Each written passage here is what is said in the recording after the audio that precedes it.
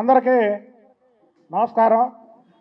నిన్న Jaganmohan Reddy press meet చూస్తే అతనికి మతి భ్రమించి మాట్లాడుతున్నట్టు అనిపిస్తుంది. ఏదో ఎక్కడో ఆకాశంలో చూసి మాట్లాడుతున్నట్టు, అబద్ధాలు చెబుతూ, ఉన్నవి లేనట్టు లేనివి ఉన్నట్టు, ఏంటో పిచ్చి పిచ్చిగా మతి భ్రమించిన వాళ్ళు మాట్లాడతారే ఆ టైపులో మాట్లాడుతున్నాను నేను. హైటెక్ సిటీ నిద్రమేలి జనార్దన్ రెడ్డి గారు కట్టించినట్టు, అలాగే ఏదైతే హైదరాబాద్లో ఎయిర్పోర్ట్ ఉందో ఆ ఎయిర్పోర్టు వైఎస్ రాజశేఖర రెడ్డి గారు కట్టించారని, ఇవన్నీ చూస్తుంటే ఈ అమరావతి ఇప్పుడిప్పుడే చంద్రబాబు నాయుడు గారి కృషి వల్ల బాగా డెవలప్ అవుతుంది. నెక్స్ట్ ప్రెస్ మీట్లో మా తాత రాజారెడ్డి గారు ముఖ్యమంత్రిగా ఉన్నప్పుడు ఈ అమరావతి రూపకల్పన చేశాడని కూడా చెప్పచ్చు జగన్మోహన్ రెడ్డి. అంటే వాళ్ళ తాత ముఖ్యమంత్రి చేయలా, కానీ జగన్మోహన్ రెడ్డి ఉన్నవి లేనట్టు లేనివి ఉన్నట్టు చెప్పడంలో దిట్ట. ఇవన్నీ చూస్తుంటే అబద్ధాల కాలేజీకి జగన్మోహన్ రెడ్డి ప్రిన్సిపల్లా కనబడుతున్నాడు. అందుకే అతనికి మతి భ్రమించింది అంటున్నాం. చంద్రబాబు నాయుడు గారు 4 సార్లు ముఖ్యమంత్రి, 4 సార్లు ప్రతిపక్ష నాయకుడిగా ఉన్నటువంటి వ్యక్తిని సిగ్గు లజ్జ ఉందా అని ఆయన అడగడం చాలా విడ్డూరంగా ఉంది. అసలు జగన్మోహన్ రెడ్డికి సిగ్గు లజ్జ చీవి నెత్తురు ఉంటే అసెంబ్లీ సాక్షిగా చంద్రబాబు నాయుడు గారిని ఈసారి ఎన్నికల్లో నీకు ప్రతిపక్ష హోదా కూడా రాకుండా చేస్తానని చెప్పి నీకు ప్రజలు ప్రతిపక్ష హోదా ఇవ్వకుండా 11 సీట్లు వేస్తే నాకు ప్రతిపక్ష హోదా కావాలంటున్నావు కాబట్టి నువ్వు అన్న మాట నీకే చెల్లిద్ది. లేదు మీడియా ముందుకు వచ్చి ఆ రోజు నువ్వు ఎందుకన్నావు, సిబిఎన్ సార్కి ఎన్ని సీట్లు వస్తే ప్రతిపక్ష హోదా రాదు అని అన్నావు, నువ్వు చెప్పు. ఇవన్నీ కూడా మతి భ్రమించి మాట్లాడుతున్నట్టు జగన్మోహన్ రెడ్డి మాట్లాడుతున్నాడు.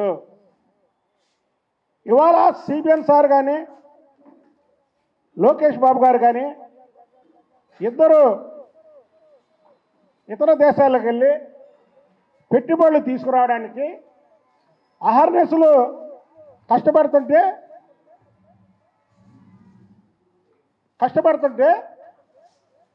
ఆ పెట్టుబడులు రాకుండా ఇతను ఏదో ఒకటి కరెక్ట్గా ఎప్పుడైతే సిబిఎన్ సార్ కానీ లోకేష్ బాబు గారు కానీ విదేశాలకు వెళ్ళి పెట్టుబడులు తీసుకురావడానికి వెళ్తారో ఆ టైంలోనే జగన్మోహన్ రెడ్డి ప్రెస్ మీట్ పెడతాడు.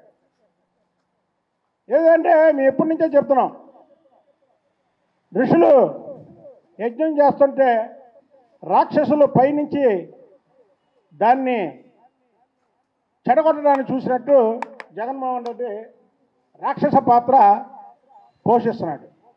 అక్కడ నకిలీ మద్యం గురించి మాట్లాడే అర్హత జగన్మోహన్ రెడ్డికి లేదు. ఎందుకు లేదు అంటే నీ హయాంలో 5 సంవత్సరాలు 2019 నుంచి 2024 వరకు లెక్కర్ షాపులు నడిపింది రాష్ట్ర ప్రభుత్వం పేరిట జగన్మోహన్ రెడ్డి. రాష్ట్ర ప్రభుత్వం పాలసీ ఏమో రాష్ట్ర ప్రభుత్వం, నడిపింది జగన్మోహన్ రెడ్డి. ప్రతి చిన్నపిల్లడికి తెలుసు. Discom boom bam, hello brother, how are you, ఈ పేర్లన్నీ ఎవరు పెట్టారు? ఈ పేర్లు లెక్కర్లు ఎక్కడైనా ఉన్నాయా? అవి తయారు చేసింది ఎవరు? అవి తయారు చేయించింది ఎవరు? నువ్వు కాదా? నీ పక్కన ఉన్నటువంటి వాళ్ళందరూ కూడా ఈరోజు కూటమి ప్రభుత్వం వచ్చిన తర్వాత సిబిఎన్ సార్ ముఖ్యమంత్రి అయిన తర్వాత ఒక్కొక్కటిగా వెలుగు తీస్తుంది ఎవరు? సిబిఎన్ సార్ కాదా? సిబిఎన్ సార్ ఆధ్వర్యంలో పనిచేస్తున్నటువంటి అధికారులు కాదా? ఇవాళ కల్తీ మద్యం పట్టుబడింది మా ప్రభుత్వంలో అయినా ఈ కల్తీ మద్యం నీ ప్రభుత్వం హయాం నుంచి నడుస్తున్నటువంటి దందా ఇది. మా వాళ్ళు నిజాయితీగా పట్టుకొని అందులో ఉన్నటువంటి తెలుగుదేశం పార్టీకి సంబంధించినటువంటి వాళ్ళు సస్పెండ్ చేశారు. ఇది అనేక మార్లు మేము చెప్తున్నాం, మళ్ళీ చెప్తున్నాం, ఎందుకంటే జగన్మోహన్ రెడ్డి చెప్తున్నాడు కాబట్టి. అదే నీ హయాంలో ప్రజలు అలాగే ఎవరైతే లెక్కర్ తీసుకుంటారో వాళ్ళు నువ్వు కల్తీ మద్యం అమ్ముతున్నావు బాబోయ్ అన్నా సరే, ఒక్కరోజైనా సరే ఈ కల్తీ మద్యం మీద దాడులు చేసావా? ఎందుకు చేస్తావు? కల్తీ మద్యం తయారు చేయించేది నువ్వు. కల్తీ మద్యం ఎక్కడ తయారు జరుగుతుందో తెలిసేది నీకే. నీ హయాంలో వాటి జోలికి వెళ్తే ఆఫీసర్ల ఉద్యోగాలు ఓడగొడతామని అందరూ కూడా కళ్ళుండి చూడనటువంటి ఆఫీసర్స్ లాగా, చెవులుండి వినబడిని ఆఫీసర్స్ లాగా, నోరుండి మాట్లాడలేని ఆఫీసర్స్ లాగా పనిచేయచ్చు. ఇవాళ సిబిఎన్ సార్ వచ్చిన తర్వాత ఈ రాష్ట్రంలో నువ్వు చేసినటువంటి అప్పులు, నువ్వు ఈ రాష్ట్రాన్ని అధోగతిపాలు చేసినటువంటి తీరు, ఎప్పుడు ఎవరు ఎక్కడ లేని స్ట్రైక్ రేటు 94% స్ట్రైక్ రేటుతో ప్రజలు కూటమి ప్రభుత్వానికి పట్టం కడితే ఇంకా ఏదో చేయాలని, ఇంకా ఈ ప్రభుత్వాన్ని ఏదో రకంగా చెడగొట్టాలని, నేనొస్తే ఏంటి వచ్చేది? ఒక్కసారి చెప్పే ఒక్క అవకాశం అన్నాను. ఒక్కసారి నీకు ఒక అవకాశం ఇచ్చారు. అవకాశం ఇస్తే ఏం చేసావు? రాష్ట్రాన్ని నాశనం చేశావు. కల్తీ మద్యం ఒక పక్క, కాంట్రాక్టులు మరో పక్క, నీ ఇష్టానుసారం దోపిడీ చేసి రాష్ట్రాన్ని అప్పులు ఊపులు నెట్టి కూటమి ప్రభుత్వం సూపర్ 6 పథకాలు పెడితే హేళన చేసి మాట్లాడలేదా?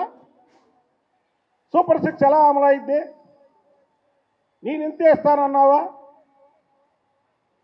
ఇస్తారంటే బడికి వెళ్ళే పిల్లలకి నువ్వు ఇంటికి ఒకరికి ఇస్తే మేము ఇంట్లో ఎంతమంది ఉంటే అంతమందికి ఇచ్చామే. ఫ్రీ బస్సు ఎలాగైద్ది అన్నావు, మేము ఫ్రీ బస్సు ఇచ్చామే. మహిళలకి ఉచితంగా బస్సు ఇస్తున్నామే. గ్యాస్ సిలిండర్లు ఎలాగవుతాయి అన్నావు, గ్యాస్ సిలిండర్లు ఇస్తున్నామే. అన్నా క్యాంటీన్ ఆఖరికి పేదలు కడుపు కొట్టే అన్నా క్యాంటీన్ తీసావు, దాన్ని పెడుతున్నామే. ఇవన్నీ చేస్తుంటే చూసి వారవలేక నిన్న చంద్రబాబు నాయుడు గారిని సిగ్గు లజ్జ లేదంటావా? నీకు సిగ్గు లజ్జ సీమి నెత్తురుంటే ఈ మాటలు మాట్లాడావు.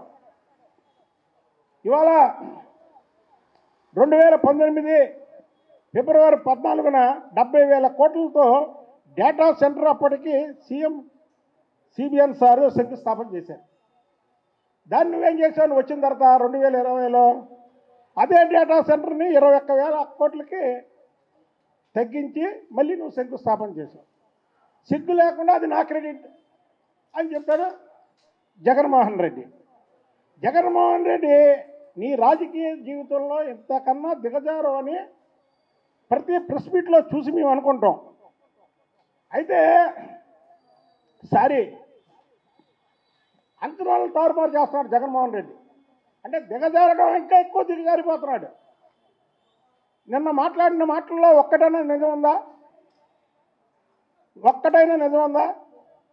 హైటెక్ సిటీ నిద్రమల్లి జనార్దన్ రెడ్డి కట్టించారు. హైదరాబాద్లో ఎయిర్పోర్టు వైఎస్ రాజశేఖర రెడ్డి కట్టించాడంటే పైరున్న వాళ్ళు కూడా నవ్వుకొని ఏంట్రా నాయన ఈ మాటలేంటి ఏంటి అని నవ్వుకుంటారు వాళ్ళు. చిన్నపిల్లవాడిని అడిగితే చెప్తాడు హైటెక్ సిటీ ఎవరు కట్టించారు అంటే చంద్రబాబు నాయుడు గారు. నిద్రపోయే చిన్నపిల్లవాడిని లేపి హైటెక్ సిటీ ఎవరు కట్టించారంటే చంద్రబాబు గారు అంటారు. దాన్ని కూడా మారుస్తావా? అసలు నీకేం కావాలి? ఈ రాష్ట్రాన్ని నాశనం చేయడం నీకు కావాలి, నీ వల్ల కాదు. ప్రజలు ఒకసారి అనుకున్నారు ఏదో నీకు అవకాశం ఇద్దామని, ఇచ్చావు. ఎవరైనా ప్రభుత్వం వస్తే ఫస్ట్ దేవుడి దగ్గర కొబ్బరికాయ కొడతారు, కొట్టి ప్రభుత్వాన్ని స్టార్ట్ చేస్తారు. నువ్వేం చేసావు? ప్రజలకు దేవాలయం లాంటి ప్రజావేదికను కూల్చి అక్కడి నుంచి స్టార్ట్ చేసావు. అసలు నీ మైండ్ సెట్టే అక్కడ కనబడుతుంది. నీ మైండ్ సెట్టే ఏంటి అనేది అక్కడ కనబడుతుంది. ఇవాళ ఎవరు జైలుకి వెళ్ళిన కసిరెడ్డి ఎవరు, జైలుకి వెళ్ళిన చెవిరెడ్డి ఎవరు, జైలుకి వెళ్ళిన కాకాని గోవర్ధన్ రెడ్డి ఎవరు, ఇప్పుడు మేము లిక్కర్ కేసులో పట్టుకున్న వాళ్ళు మొన్నటి వరకు ఎక్కడున్నారు, అలాగే వాళ్ళ పేర్లు చెప్పినటువంటి జోగి రమేష్ ఎక్కడున్నాడు. ఫోన్ పోయిందంట, ఫోన్ పోయిందని జనార్దన్ రావు చెప్పాడంట. చెప్తే ఆ ఫోన్ నుంచి వీడియో అలా రిలీజ్ అయింది అంట. ఫోన్ పోయిందని జనార్దన్ రావు చెప్తే పోలీసులు చెప్పలేదు కదా, దొరికినాడు అవ్వచ్చు కదా ఫోను. ఆ ఫోన్లో ఫీడ్ అయినాయే కదా వదిలేరు. ఫోన్ పోయిందండి, ఎవరికొకరికి దొరికింది కదా, ఎవరికొకరికి దొరికి జనార్దన్ రావు ఫోన్ అనగానే భయపడి పోలీసులకు అప్పచెప్తారు కదా, ఆ పోలీసులు దాన్ని రిలీజ్ చేసి ఉండొచ్చు కదా. అసలు నువ్వే పట్టించేస్తున్నావు జోగి రమేష్ని. ఫోను ఎలాగుందంటే ఇది జగన్మోహన్ రెడ్డి పట్టించేస్తున్నాడు. నిన్న మీటింగ్లో చూస్తుంటే ఎందుకు కంగారు పడుతున్నాడు, ఎందుకంటే ఈ మద్యం కుంభకోణంలో అసలు సూత్రధారి, అసలు పాత్రధారి జగన్మోహన్ రెడ్డి. ఇప్పుడంతా చిన్న చిన్న చిన్న చిన్న చిన్న చిన్న చిన్న చేపలు ఇలా పేర్లు వస్తున్నాయి, చివరిలో పెద్ద చేప పేరు వస్తుంది. ఈ లిక్కర్ కేసులో జగన్మోహన్ రెడ్డి జైలుకి వెళ్ళడం ఖాయం అనేది గత 3-4 నెలల నుంచి ప్రజలకి తెలిసిపోతుంది. తెలిసిపోయి ఇవాళ ఏదో మద్యం కేసు, లిక్కర్ మద్యం కేసు మీద, నకిలీ మద్యం కేసు మీద, అదే గూగుల్ మీద ఇవన్నీ చెప్పాడు. ఇంకోటి ఏంటంటే డేటాకి మైండ్ని పెడితే ఏఐ అయితే అంట జగన్మోహన్ రెడ్డి చెప్పాడు నిన్న. మరి కాలు చేతులు పెడితే ఏమైద్దో అది కూడా చెప్పాలి. మైండ్ పెడితే ఏఐ అయిద్దన్నాం, కాలు చేతులు పెడితే ఏమైద్ది అది కూడా చెప్పు. ప్రెస్ మీట్లో ఇవన్నీ మాట్లాడేది, ప్రెస్ మీట్లో మాట్లాడేది ఏదో నేను ఉన్నాను అని నిన్న ప్రెస్ మీట్ పెట్టి అవాకులు చవాకులు పేలడం. రాష్ట్రం గురించి పెట్టుబడులు తీసుకురావడానికి సిబిఎన్ సార్ ఏమో ఇతర దేశాలు వెళ్ళి పనిచేస్తుంటే ఒక పక్క వాళ్ళ తనయుడు మా యువ నాయకుడు లోకేష్ బాబు గారు మరో పక్క వెళ్ళి ఆయన తెస్తుంటే ఇవన్నీ చూసి వారోలేంతాను. వాళ్ళ గూగుల్ వచ్చిందంటే ఏంటిది, వీళ్ళ మాటకి ఎంత విలువేంటి అని ఒక వారోలేంతనంతో జగన్మోహన్ రెడ్డి మాటలున్నాయి తప్ప ఈ రాష్ట్రాన్ని బాగు చేద్దాం, ప్రతిపక్ష హోదా కూడా మనకు ఇవ్వలేదు, 11 సీట్లకే పరిమితం చేశారు, మనం కూడా ఈ రాష్ట్రానికి ఒక 5 ఏళ్ళు ముఖ్యమంత్రిగా పనిచేశాం కాబట్టి ఏదో ఉడతా సాయం చేద్దాం అనే మైండ్ సెట్టే జగన్మోహన్ రెడ్డికి లేదు. ఎంతసేపు నాశనం నాశనం నాశనం, ఆంధ్రప్రదేశ్ నాశనం నాశనం నాశనం చేయాలనే ఒక తలంపు తప్ప ఆంధ్రప్రదేశ్ను బాగు చేద్దామనేది లేదు. మిగతా దేశాలలో పెట్టుబడులు ఎందుకు వస్తున్నాయి, ఇక్కడికి కంపెనీలు ఎందుకు వస్తున్నాయి? చంద్రబాబు నాయుడు గారి మీద నమ్మకం. అలాగే అయ్యో ఈ రాష్ట్రం విడిపోయిన తర్వాత ఆంధ్రప్రదేశ్ వెనకబడింది, దాన్ని అక్కడ ఉన్నటువంటి యువకులకి ఉపాధి కల్పించాలి అనే ఒక అంశంతో, మంచి ఉద్దేశంతో, వాళ్ళు మంచి ఉద్దేశంతో సిబిఎన్ సారు, లోకేష్ గారు, అలా పవన్ కళ్యాణ్ గారు వీళ్ళందరూ ఈ రాష్ట్రాన్ని బాగు చేద్దాం అనుకుంటే నువ్వు చేసే పని ఇదా? జగన్మోహన్ రెడ్డి నువ్వు నోరు అదుపులో పెట్టుకొని మాట్లాడాలి. నిన్న చంద్రబాబు గారిని ఏదైతే సిగ్గు లజ్జ లేదని నువ్వు మాట్లాడుతున్నావో, ఒక రాష్ట్ర ముఖ్యమంత్రిగా పనిచేసినటువంటి వ్యక్తి ఎవరు కూడా ఆ మాటలు మాట్లాడు. చంద్రబాబు గారు ఎప్పుడైనా నిన్ను ఆ నీచమైన పదాలు ఎప్పుడైనా వాడాడా? మీ వాళ్ళేవా నీ మీద,